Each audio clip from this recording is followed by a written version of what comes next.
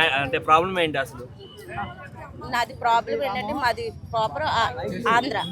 మాది పోలవరం నియోజకవర్గం. మా ఎమ్మెల్యే గారు చిర్రి బాలరాజు. నేను కొయిలగూడెం మండలం ఏలూరు జిల్లాలో నేను నివసిస్తున్నాను.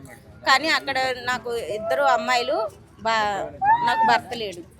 కానీ వాళ్ళిద్దరిని నేనే చూసుకుంటా, నేనే కష్టపడుకుంటే నేనే ఇంటర్ వరకు చదివించుకున్నాను. కానీ నేను తర్వాత నేను వాళ్ళని బీటెక్ డాక్టర్స్ చదివించాలంటే నాకు స్తోమత సరిపోక నేను ఆఫ్ చేసేసి డ్వాక్రాలో కొంచెం రుణం వస్తే ఆ రుణం తీసుకుని ఇంకో రెండు లక్షలు రుణం వచ్చింది. ఇంకో 2 లక్షలు తీసుకుని 4 లక్షలు పట్టుకెళ్ళి సూరత్ వెళ్ళి ఇషితా హౌస్ అనే బట్టల షాప్ అందులో నేను బట్టలు ఆర్డర్ ఇచ్చి వచ్చాక మా అమ్మాయికి, చిన్న అమ్మాయికి అనుకోకుండా హెల్త్ ఇష్యూ అయ్యింది. చిన్న ఆపరేషన్ అయ్యేటోటికి తనకి ఒక 60,000 దాకా ఖర్చు అయినాయి. ఆ బట్టలు నేను ఆర్డర్ ఇచ్చాక 15 రోజులకు కానీ వాళ్ళు నాకు పంపించలేదు. ఈ 15 రోజుల్లో నాకు కొంచెం జరిగింది. నేను వాళ్ళకి ఫోన్ చేశాను, మెసేజ్ పెట్టాను, నాకు బట్టలు పంపించొద్దు, ఇంట్లో నాకు ఇలాగ హెల్త్ ఇష్యూ ఉంది అని అంటే అప్పుడు తెలుగు మాట్లాడిన వాళ్ళు తర్వాత నేను ఫోన్ చేస్తే వాళ్ళు బట్టలు పంపించేసామని చెప్పి పెట్టేశారు. ఇంకా వాళ్ళు నాకు ఫోన్ కాంటాక్ట్లో లేరు. కానీ నేను ఆ బట్టలు వచ్చేసినాయి.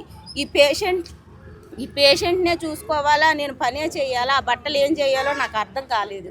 ఇంకా పక్క వాళ్ళు ఎవరో అడిగితే తీసుకెళ్ళి ఎన్నో రోజులు అవ్వలేదు కాబట్టి పట్టుకెళ్ళి ఇస్తే ఎంతో కొంత తీసుకుని మనకు సొమ్మన్న ఇస్తారు కదా అంటే నేను సూరత్ పట్టుకెళ్ళి ఇచ్చేసి వచ్చాను.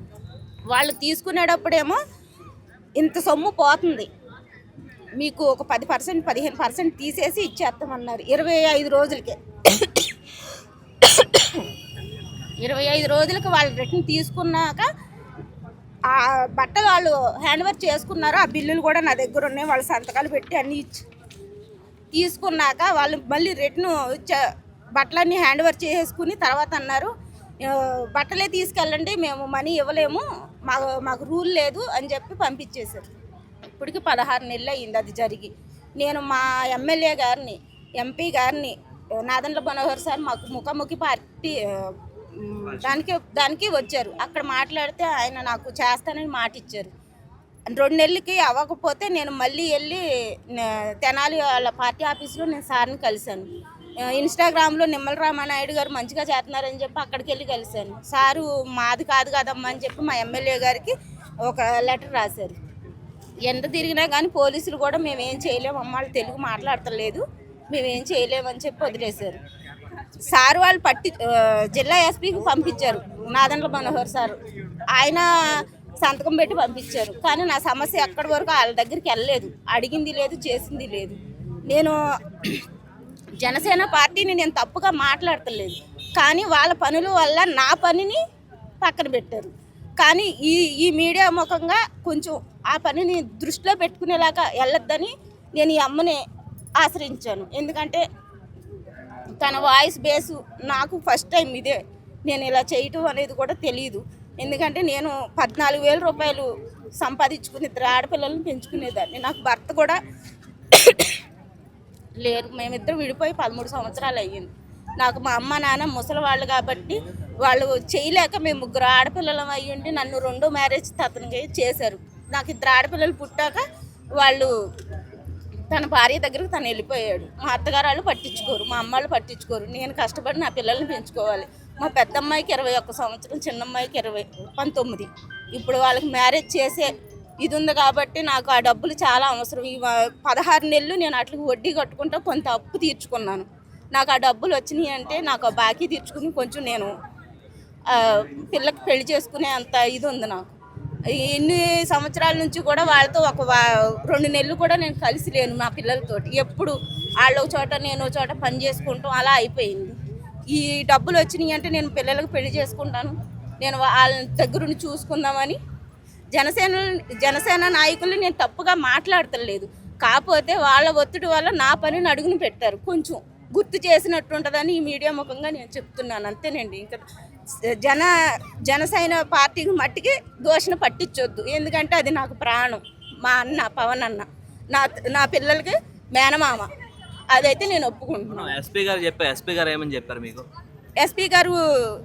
ఎస్సీ గారికి ఫోన్ చేసి ఇమీడియట్గా పరిష్కారం చేయమన్నారు. 1 రోజులో చేయమంటే వాళ్ళు చేశామని చెప్పి కాగితం ఇచ్చి పంపించారు. కానీ చేయలేదు. ఇప్పుడు ఏమని చెప్పారు అసలు ఎస్పీ గారు? ఎస్పీ గారు ఇమీడియట్గా ఆమె డబ్బులు వసూలు చేసి ఇలాగ ఉన్నాయంట చేయమని చెప్పి అన్నారు. ఎవరికి? సూరత్లో వాళ్ళకి ఫోన్ చేశారు వాళ్ళు? చేశారు, కానీ వాళ్ళు తెలుగు మాట్లాడలేదు. వీళ్ళకి హిందీ రాదంట, వాళ్ళకి తెలుగు రాదంట. అలా వారం రోజులు తిరిగాను. సాయంత్రం 4ంటికి వెళ్ళి నైట్ 8 వరకు స్టేషన్ కాడే ఉన్నాను, కానీ నాకు ఏ రిజల్ట్స్ రాలేదు. నేను పని చేసుకుంటూ 2 పిల్లల్ని పెంచుకోవాలి. నేను వీటి చుట్టూ తిరిగితే నాకు పోషకారం ఉండదు. నేను నెల నెల వారి కట్టుకునే ఉంటాయి, నాకు ఏ ఆధారము లేదు. అందుకని ఈ అమ్మని నేను ఇన్స్టాగ్రామ్లో మా పెద్ద పిల్లతోటి ఇలా పెట్టించమ్మా అని అంటే పెట్టించింది. ఇన్స్టాగ్రామ్లో ఈవిని కలిశాను. నాకు ఈవిడ ధైర్యం ఎత్తదని ఇక్కడ దాకా వచ్చాను. నేను ఇక్కడే ఒక పాపను చూసుకుంటా, ఇక్కడే కేర్ టేకర్ కింద పనిచేస్తాను. అందుకని ఆంధ్రాలో నాకు హెల్ప్ చేసేవాళ్ళు ఎవరూ లేరు. ఇంత ధైర్యంగా కూడా నేను ఆంధ్రాలో అయితే నేను మాట్లాడలేను కూడా. ఎందుకంటే మేము ఓసి కాపులు, మేము బయటకు వస్తే పలానా పలానా అని మమ్మల్ని ఏలెత్తి చూపిస్తారు. ఎందుకంటే నాకు వయసుకు వచ్చిన అమ్మాయిలు 2 ఉన్నారు. ఈ అమ్మ పద్ధతి మాట తీరుని బట్టి నేను ఇక్కడికి వచ్చాను. నా గురించి ఏమన్నా సమస్య గట్టిగా మాట్లాడి ఎదరికి పంపిద్ది, చేరవలసిన వాళ్ళకి చేరి నా అన్నకు చేరద్దనే నమ్మకంతో నేను ఇక్కడికి వచ్చాను. అంతే తప్ప నేను ఎవరిని చేయడానికి ఆంధ్ర సమస్య తెలంగాణలో వ్యక్తపరచడానికైతే కాదు. నేను అంతేనండి.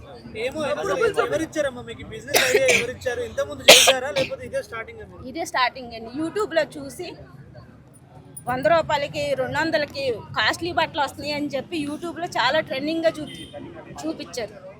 అది మేము చూసి చాలా మోసపోయాను. నేను మా తోటికోళ్ళు వెళ్ళామండి.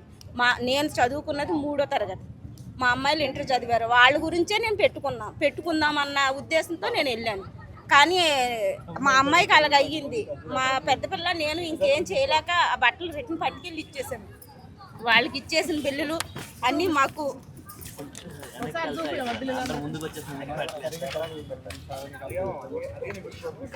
ఇలా హ్యాండ్ వర్క్ చేసుకుని సంతకం పెట్టి ఇచ్చారు వాళ్ళు.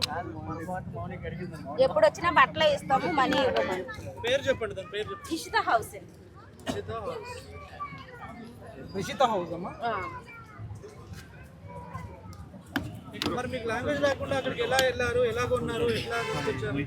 అక్కడ ఫోన్ నెంబర్ ట్రోల్ అవుతుంది తెలుగు వాళ్ళదని. అక్కడ తెలుగు బాగానే మాట్లాడారు, మమ్మల్ని బాగానే రిసీవ్ చేసుకున్నారు. ఆటో వాళ్ళే బుక్ చేశారు, తీసుకెళ్లారు. వేరే వాళ్ళని కాంటాక్ట్ అవ్వకోకుండా లోపలికి తీసుకెళ్ళి టీ ఇచ్చి మంచినీళ్ళు ఇచ్చి అన్నీ మంచిగా చేసి ఇంకా పట్టుకుని ఇంకా వాళ్ళ దగ్గర బేరం కొనేదాకా కూడా మమ్మల్ని వదలలే, వేరే వాళ్ళతో మాట్లాడినవాళ్ళు.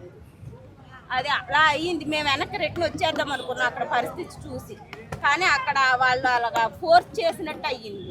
ఎవరితోనూ మాట్లాడనివ్వలేదు వాళ్ళు మమ్మల్ని. అసలు ఎక్కడ పక్కకు తిరిగితే మాకేం తెలియదు. పోలవరం నియోజకవర్గం అండి, కోయిలగూడెం మండలం, ధర్మారావుపేట గ్రామం అండి మాది.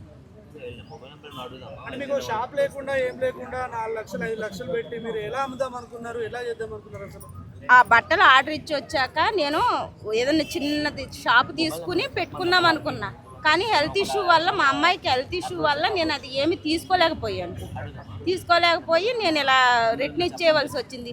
పేషెంట్ని చూసుకుంటా ఇది అది చేయాలంటే చేయలేక. అంతే తప్ప షాప్ అయితే పెట్టుకుందాం అనుకున్నా పిల్లల గురించి. నాకు రాయటం చదవటం రాదు, మా పిల్లలే చేయాలి. ఇంటర్ చదివారు, పైన చదివించాలంటే డాక్టర్ చదవాలి. పెద్దమ్మాయి, చిన్నమ్మాయి బీటెక్ చదివించాలి.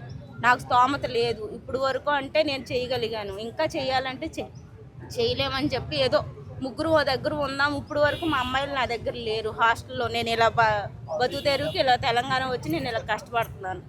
అందుకని ఇంకా ఆడపిల్లలు, వయసు వచ్చిన పిల్లల్ని వదిలి ఉండకూడదని అందరూ అంటుంటే ఇంకా పిల్లల దగ్గర పెట్టుకుని ఉందామన్న ఆలోచనతో ఇలా చేశాను. కానీ నా డబ్బులు పోయి ఇలా నేను రోడ్డు మీదకి ఇలా వస్తానని నేను అసలు అనుకోలేదు.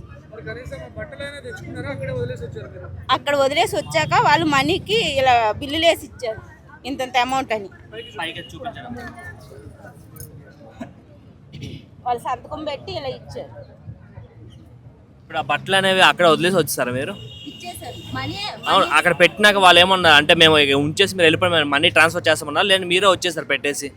వాళ్ళు ఏమన్నారంటే మాకు ఇలా సమస్య ఉందని చెప్పాము, ఒక 10% 50% తీసేసి అమౌంట్ పోతుంది మరి అన్నారు. ఓకే అని చెప్పాను నేను.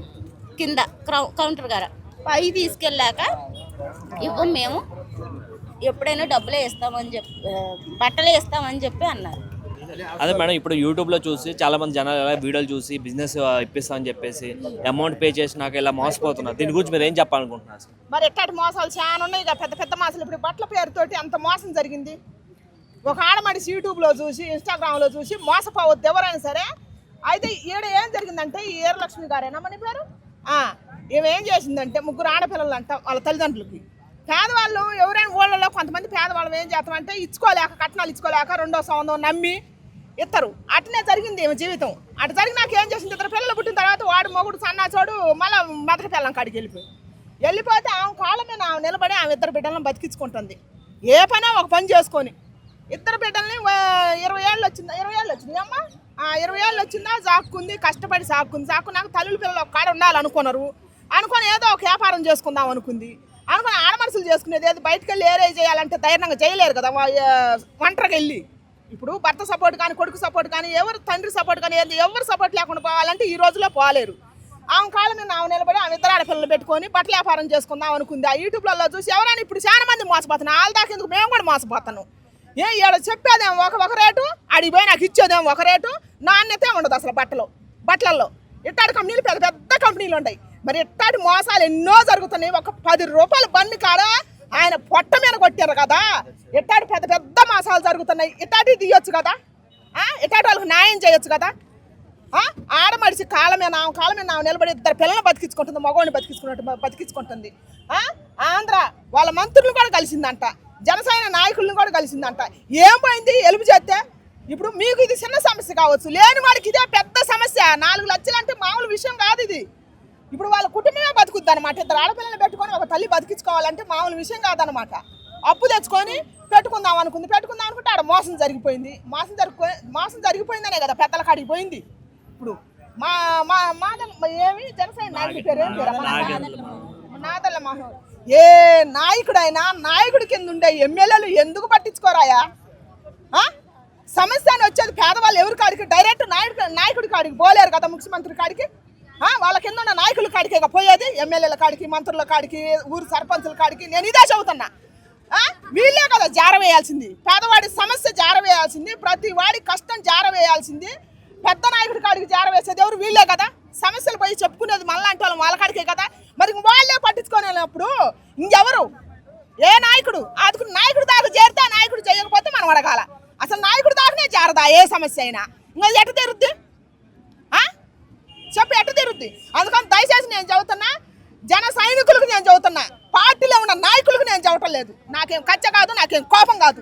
గెలిచినాక ఎమ్మెల్యేలు అయినాక మంత్రులు అయినాక ఈ చిన్నపాటి నిర్లక్ష్యం ఎక్కడైనా జరుగుతుంది. ప్రతి నాయకుడి కింద జరుగుతుంది. ఇదే అన్యాయం జరుగుతుంది. ఇప్పుడు పేదవాళ్ళ కోసం సాయం చేస్తామని వస్తున్నారు. వచ్చినప్పుడు మరి పేదవాళ్ళే కదా మీ కాడికి వచ్చేది. కష్టం వచ్చినప్పుడు ప్రతి వాళ్ళు కష్టం వచ్చినప్పుడు వచ్చేదే మేము మీ కాడికి. మరి ఇంకా మాకే మీరు న్యాయం చేయనప్పుడు ఇంకెవరికి న్యాయం చేయటం అనుకున్నారు? పదవి వచ్చినాక దాచుకుంటానికి వచ్చారా? అంతే కదా లెక్క. అయితే ఈ నాయకుడే కాదు, ఏ నాయకుడైనా అంతే అడగాల. ఇద్దరు ఆడపిల్లల తల్లి ఆమె కాళ్ళ మీద ఆమె నిలబడి బతకాలనుకుంది. నష్టం మోసం జరిగిపోయింది.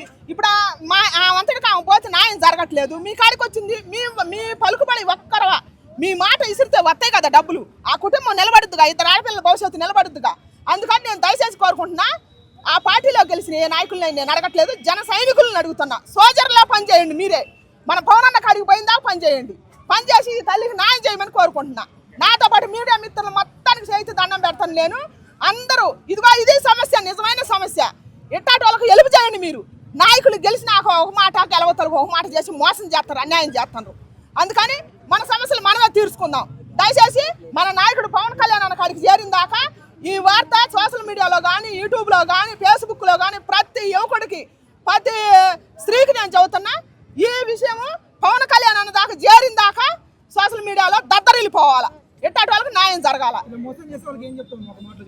దయచేసి ఇట్లా బట్టల పేరుతోనే కాదు, ప్రతి ఒక్క దాంతో మోసం జరుగుతుంది. దయచేసి మోసపోయి పోకాకండి. మనకు చూపించేది ఒకటి, చేసేది ఇంకొకటి. పెద్ద పెద్ద కంపెనీలు బాగుపడుతున్నాయి అంటే ఎందుకు బాగుపడుతున్నాయి? ఇట్టనే బాగుపడేది. మనకు చూపించేది పట్టు చీరా, ఆడికి పోయినాక డ్యామేజ్ చీరా. అంత దూరం పోయి మనం తెచ్చుకోలేము కదా. ఏదో ఒకటి ఎత్తుని పెట్టుకొచ్చుకుంటాం కదా. వచ్చినాక మరి ఏం వ్యాపారం చేసుకోవాలంటే అంత కంపెనీ వాడు సేల్ చేసిండు. ఈ చిన్నపాటి వ్యాపారం చేయాలంటే ఊళ్ళో కొంటరా? కొనరుగా, డామేజ్ వచ్చినా కొనరు, రేట్ ఎక్కువైనా కొనరు, పెద్ద తలకాయ నొప్పి అయిపోద్ది. దీన్ని ప్రోత్సహించే సోషల్ మీడియా వాళ్ళని కొద్దిగా ఫేమస్ వచ్చిన వాళ్ళు దయచేసి ఇట్లాంటి వాళ్ళని ప్రోత్సహించకండి. పేదవాళ్ళు పట్టుకొట్టొద్దు. పేదవాళ్ళని గెలిపించేది మనమే అందరం మనమే సాయం చేసుకోకపోతే ఇంకా నాయకులు సాయం చేయరు. ఎందుకంటే ఏం పోయిందిగా ప్రూఫులతో సుద్దా చూపిస్తుంది. నాదల మనోహర్ గారు అంటే ఎవరు? మన పవర్ స్టార్ పవన్ కళ్యాణానికి కుడిభుజం. అట్లాంటి అన్యాన్ని సాయం చేయకపోతే ఇంకెవరు చేయాలా పార్టీకి? చెప్పు. అందుకని దయచేసి పవన్ కళ్యాణ్ దాకపోవాలని నేను కోరుకుంటున్నా. చెప్పారంట కానీ వాళ్ళకి హిందీ రాదు, వీళ్ళకి తెలుగు రాదని చెప్పి వదిలేశారంట. దానికి ఏం చెప్తారు? హిందీ రాదు, తెలుగు రాదు, లెక్కలేక. తెలుగు ఎందుకు రాదు? తెలుగు రాజే తెలుగు వాళ్ళకి వ్యాపారం ఎట్లా చేస్తారు అక్కడ సూరత్ నుంచి? తెలుగు ఎందుకు రాదు? ఇదంతా నాటకం అంతే. తెలుగు రాని వ్యాపారం చేయరు కదా, ప్రతి ఒక్కరు పోతారు బట్టలు తెచ్చుకోవటానికి. ప్రతి వాళ్ళు నిర్లక్ష్యం. ఇప్పుడు ఆడ మనిషి ఆమె ఏం చేద్దాం, ఆమె లచ్చలు లంచాలు ఇచ్చుకోలేదు. ఎందుకు పట్టుకుంటారు ఆ కేసు? లచ్చలు లంచాలు ఇస్తే పట్టుకుంటారు ఎవరైనా సరే. ఇప్పుడు డబ్బు మీదే నడుస్తుంది, నీతి మీద నడవట్లేదు. అందుకని ఆ ధర్మమే ఎక్కువ వెళ్తుంది, ధర్మం ఓడిపోయింది. అందుకని మన మీడియా వాళ్ళు కానీ ఎవరైనా సోజర్లా పనిచేయండి. మన జనసేన నాయకులకు చెప్పట్లేదు, జనసేన ఏర మహిళలు కానీ, జనసేన పార్టీ అభిమానించే ఈరులు కానీ మొత్తానికి నేను చదువుతున్నా. అభిమానించే అభిమానులకి మన వాళ్ళే సారేయండి, మన పవన్ కళ్యాణానికి. అందుట నాయకులు అయిన వాళ్ళకి చెప్పినా అనవసరం. అదిగా ఆమె చెబుతుంది, ఆమె చెప్పింది కదా.